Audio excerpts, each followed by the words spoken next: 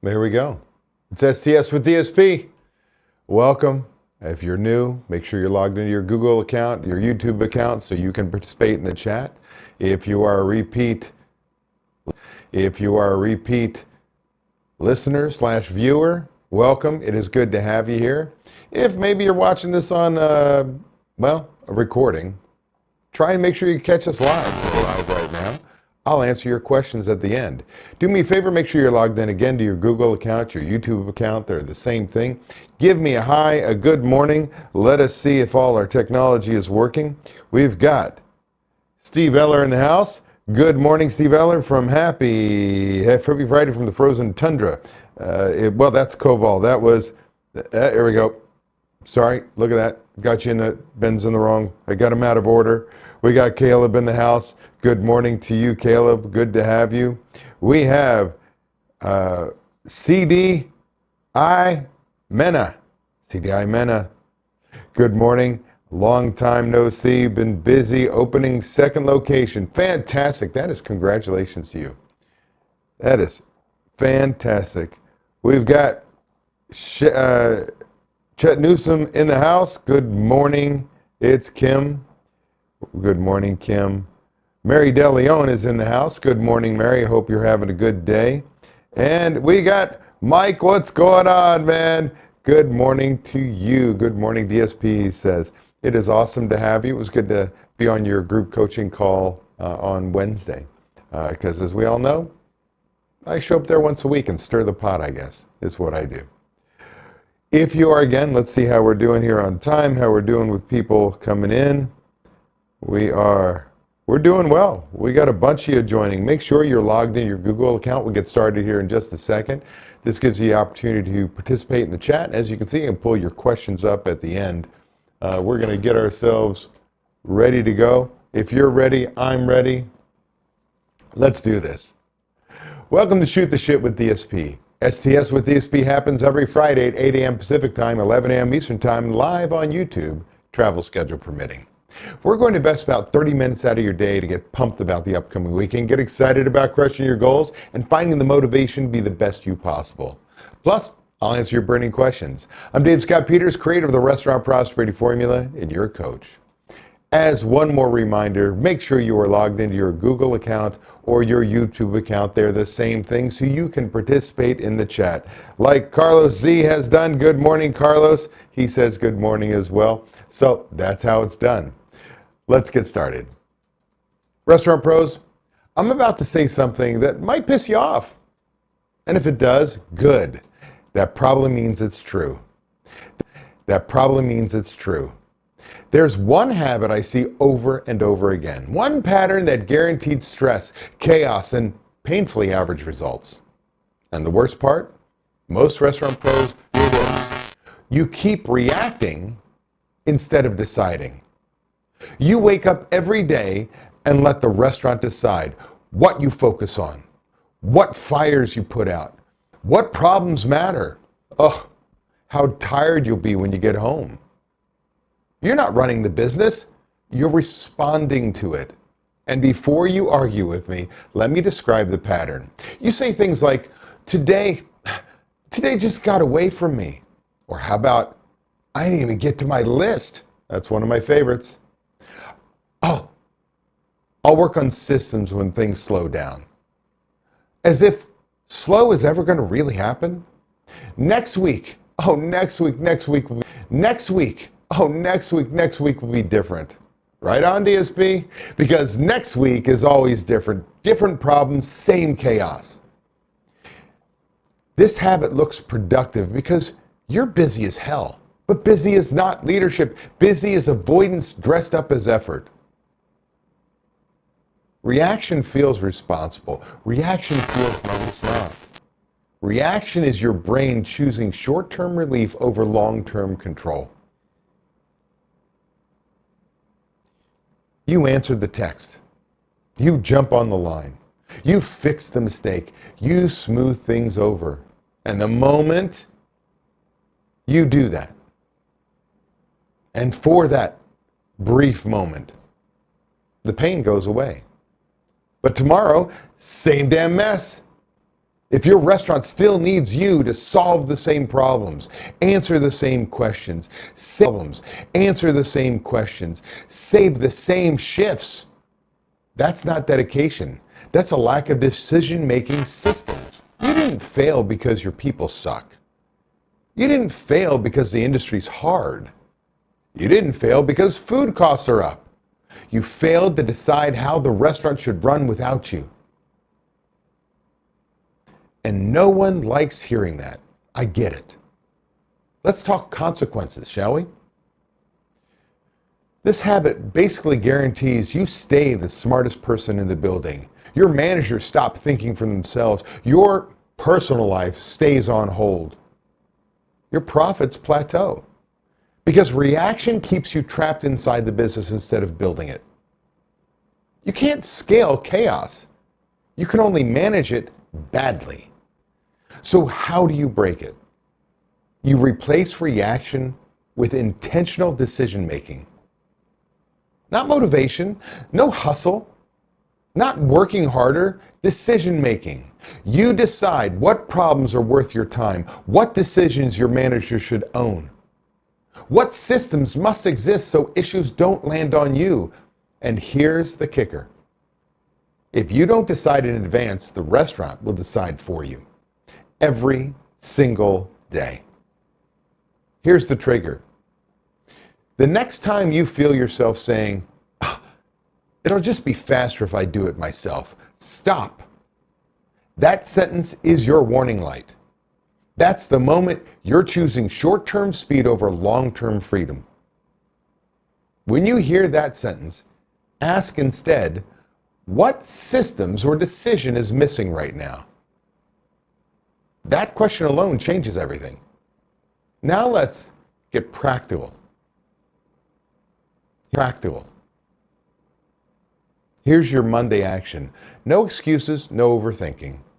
On Monday, I want you to do one thing that you personally dealt with last week. 3 problems. What did you deal with? You have a list of problems that you dealt with last week. Remember, this is Monday. Not what your team did or didn't do. Not what annoyed you. What you handled. Top 3 things, problems that you handled personally last week. Got it? Then ask, why did this land on me? Who should own this? What decision or system would prevent this next time? That's it. That's simple. You don't need a retreat. You don't need a consultant. You don't need another podcast episode. You need to stop reacting and start deciding. Restaurant pros, success isn't about doing more. It's about deciding better. And the moment you break the habit of reaction, you start building a restaurant that actually serves you. All right. That's basically today's Shoot the Shit, short and sweet. You got to go run the weekend. And remember, if everything depends on you, you didn't build a business, you built a trap. Now that concludes my portion of STS with DSP. Now it's time for you and your questions. Right? Now's the time to make sure you're logged into your Google account, your YouTube account. They're synonymously the same thing, if I could say synonymous properly. So you can type in your question. Now there's about a 15-second, 20-second delay. So I draw out sometimes to give you an opportunity to type, hit enter, and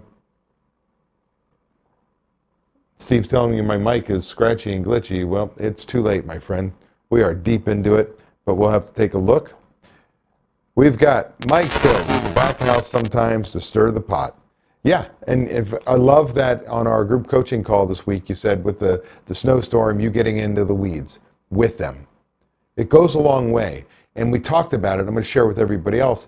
When you're an owner and sometimes you get sucked in. So for Mike, there was snow, couldn't get all of his staff in. They were open. They started, customers were coming in. They were open, so the customers were coming in. And so as an owner, he jumped on the line. not his comfort zone. But man, he learned so much about the team. He learned so much about what was being done. He learned so much about what was being done, what needs to be fixed, what's working, because he got into the weeds with the team. So while I'm a proponent for firing you as an owner, getting you to work on the business, not in it, it doesn't mean we need to be void of sometimes getting in the weeds, checking in and putting your finger on the pulse of your business. Let's see here. Tan bacon goes Mokel? What am I doing? I can't see. Tan beyond Gus smoking. I'm so sorry if I'm screwing that up. You'll have to give me a name. Good morning. Gee, this is the restaurant coaches. What's going on, man? We've got Seaquake in the house. Hey, what's going on, Deja Wakefield? Good morning to you. Ben from Koval says, are you using the DJI mic? Laugh out loud. No, I'm actually using, what's the other one? Speak, David. It's my original ones. Nope, these are the Rode. These are Rodecaster mics or something like that. I knew it was something else, but I like the DJI better. But that's with a whole nother, that's in Studio C. You know, I own lots and lots of equipment, Ben. All right. CD says, AKA Conchi. Oh, hey, Conchi. This week, I was absent at first location and equipment failed. Manager placed service call $500 because he didn't check the breaker tripped first. Frustrating. Okay, this is important. So here's the deal. That's a lesson now that has been learned, right? Check the breaker. $500 call, and you are not the first restaurant to have that. To have some mechanical issue go down, and all it was flip a breaker. We've got to document that now. You need to start to create, whether it's a Word document, whether it's a blog type locked document, so literally it's got all this copy on there. It could be a paper document. Don't care what it is. When something like that happens, you document what you should have done. When this does this, go to the breaker first, ... Next, check this. If those things aren't working, then call this company. Now, you're creating your SOPs, your standard operating procedures, but you're also creating answers to the questions that are in your head. You know the answers, these are the questions, and now you're creating your operations manual. Not just, hey, here's how we serve our guests, here's how we cut an onion. This is, what do I do when the mixer breaks? Doesn't work. That's going to save you the $500 because here's the problem. Now you got 2 locations. You're going to, I guarantee you, have another manager have the same problem, make the same incorrect decision because they don't know. Instead, we create our own encyclopedia, our own dictionary, our own reference guide to all the things. Hey, when this happens, go look it up. Flip the tab. Search online. Right? Huge. Huge. Great thing to bring up. I appreciate that. Daryl says, good morning from Racks and Q's in beautiful Windsor, California. He goes on to say, any ideas on negotiating leases? Okay, so now, I am not a real estate professional. I can tell you, Steve Eller on my team, I might be able to get you in contact with him. I hope that you're doing well. I know you and I had a pretty heavy call back now. It's probably been a month or 2. So good to see you're still kicking and still making things work. And obviously, when you say the lease question, let's kind of go backwards. There are things you should look for, and there are things you should avoid. Negotiation is having a professional on your side, whether that be a business broker, meaning a business or commercial real estate broker on your team, and or an attorney. Because quite honestly, the devil is in the details. I can tell you, my old company, I almost walked away from a lease that I'd been negotiating for months at the 11th hour because they threw in a personal guarantee that was clearly not in any other drafts. They missed it. And that is by all means something that is material, a material change that changes the whole perspective of the deal. And we had a whole nother negotiation on one line item. There's percentage leases. There are flat leases. There are escalations in the leases. There's number of years. I can tell you this. When we think our sales are going to be lower and we need time to build the business, sometimes it's good to go into a percentage lease with a landlord. You're making them a partner. They're taking a risk with you. Where there's a base rent, let's call it $5,000. $5,000.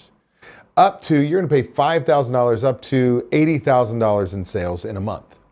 As soon as you go to $80,000 plus $1, you flip to a 6, 7, 8% lease.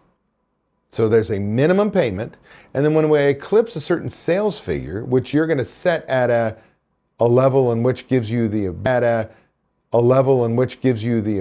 to break even, hopefully make money, so on and so forth, right? Maybe it's $100,000, maybe it's $120,000. That's up to the landlord what they're willing to do. You're going to go to 7, 8%, 6%, whatever that lease is. Good news is, man, when you're building your business, you can make it. When you grew your business and it's rocking and rolling, and then you start going to $200,000 a month, you're going to be, oh shit, I have a partner. The beautiful part is you're still within the 5, 8% of sales that I want you to be in for a lease. Occupancy cost, assuming there's no other debts. The bad news is your rent is really high as you get busier and busier. The other part is I would personally like 3-year windows, max 5 with renewals. So I'd like, maybe 5 3-year renewals, 3-year lease, 4 more renewals, 5-year lease, 1 or 2 5-year options for renewals. When we go for 10-year leases, if you had a bad idea, you've got a lot of liability if things didn't work.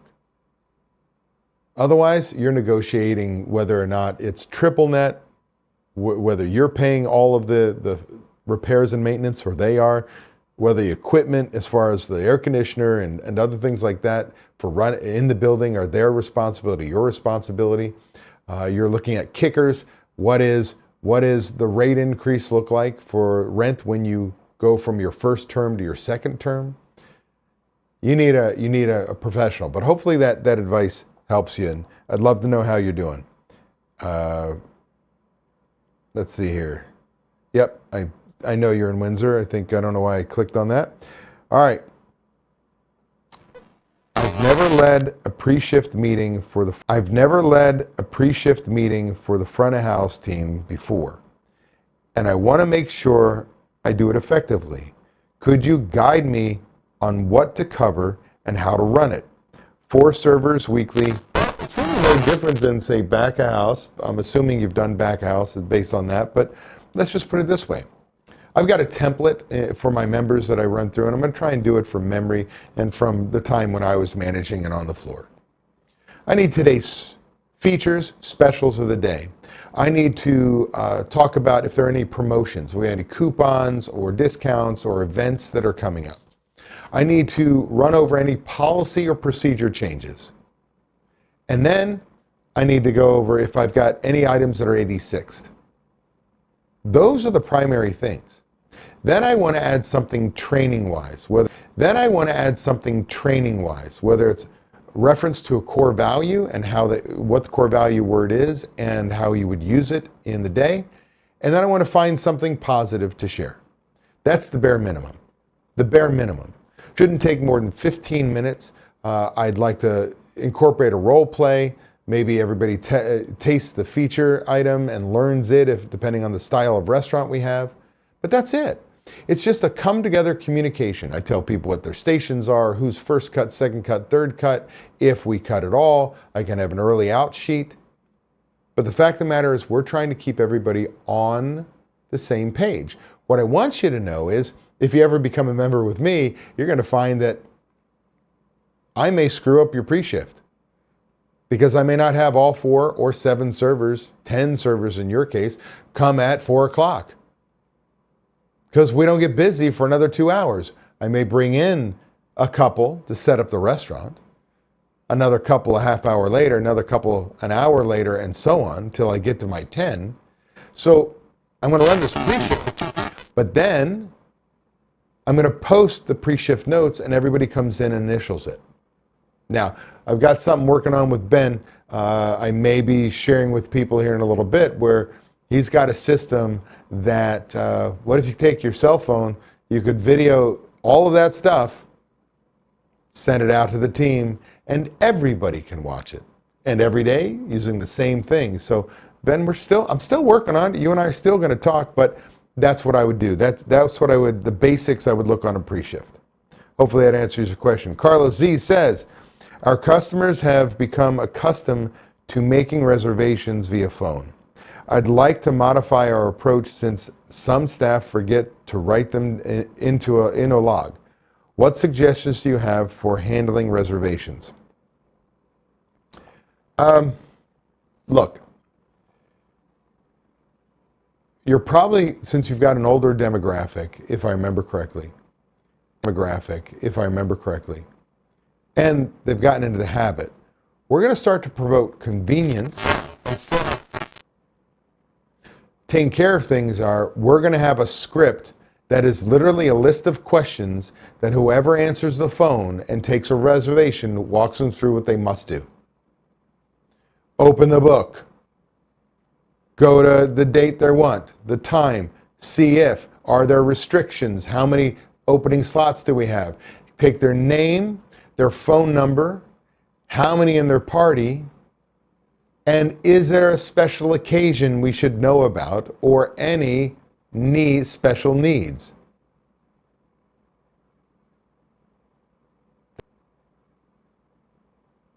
That's number one. Number two, nobody's allowed to take a reservation unless they've been trained. So somebody answers the phone, let's say my bartender answers the phone, they're not trained on it. One moment, let me get my manager or a person who is trained. That's critical. Next, we might go into and bring on online reservations using whether it's Yelp or Speak Toast, whether it is Open Table, and have a digital version. But if I use the digital version, everything I just talked about instead of opening the book is we got to open up the tablet.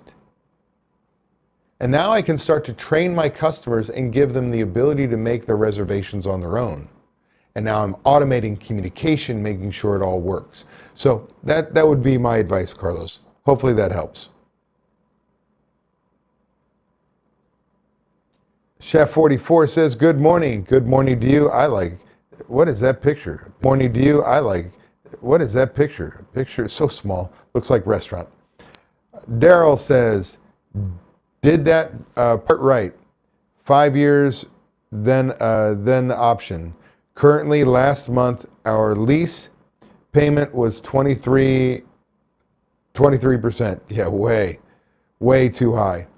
But we are looking at renegotiating our lease. Yeah, you and I on our conversation said that was one of the options. It's just kind of the only way. Do know there are things that landlords can do. They can take the money that you owe or the value of the lease, and they can kick it on down the road later on, but you're still responsible for it. I still want you to have a professional. I swear, I really do.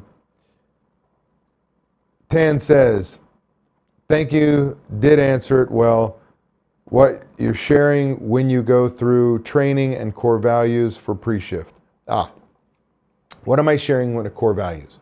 So core values are who you are as a person. They almost never change. They're critically important. They're one of the keystones to you sharing your why you're in business, who you are, but it's who you are as a person and how you want people to run the business when you're there, but especially when you're not. To make decisions based off your core values. We've got a whole lesson on it, like anywhere from 1, 3, words, but sometimes we go 5, 7. It could be a paragraph, does not matter.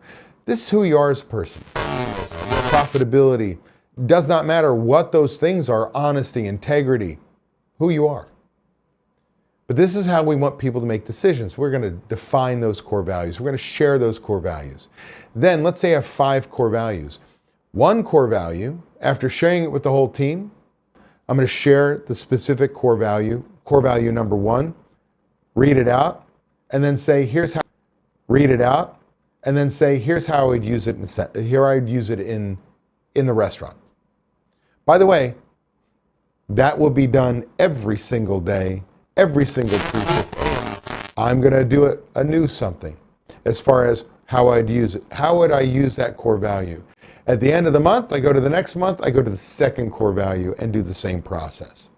This way, if integrity, you'd give an example of when a customer leaves, let's go say, when a customer's credit card declines, we don't go up, this doesn't work, we go, we're having a challenge with this one. Do you happen to have another card? Like, pull them aside, away from their guests, whatever it may be. Integrity could be, hey, you know that somebody dropped money, we're going to chase them down and give it to them. Hospitality could be, hey, great hospitality means ...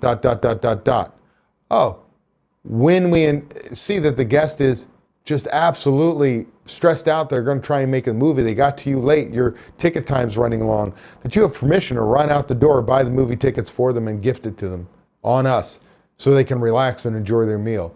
Again, how would I use that core value? Hopefully that helps. Daryl says, done bending your ear.